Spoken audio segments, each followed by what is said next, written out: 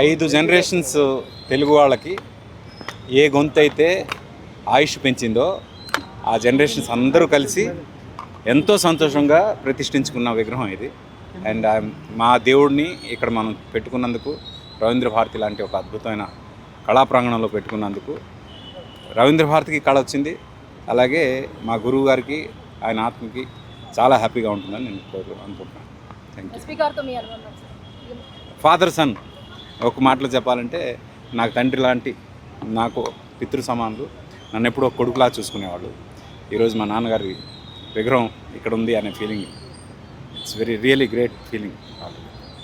ఎన్నో వివాదాల తర్వాత విగ్రహావిష్కరణ అయితే జరిగింది. వివాదాలకి మాకు సంబంధం లేదండి. ఆయన తెలుగు వారందరి కోసం పాడాడు, తెలుగు వారందరి కోసం చేసిన మనిషి కాబట్టి, ఆయన ఒక ప్రాంతానికి సంబంధించిన మనిషి కాదు కాబట్టి, ఆయన ఎక్కడైనా భారతదేశంలో ఎక్కడైనా ఆయన విగ్రహం పెట్టచ్చు అని నా ఫీలింగ్. నా సాంగ్ ఏదైతే చాలా పెద్ద హిట్ అయిందో ఆయన పాడింది, ఒక్కడై రావడం ఒక్కడై పోవడం నడుమై నాటకం విధిలీలా, వెంటయే బంధము రక్త సంబంధము, తోడుగా రాదుగా తుదివేళ,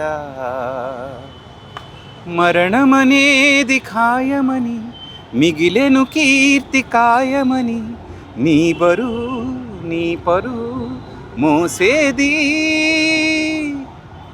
ఆ నలుగురు.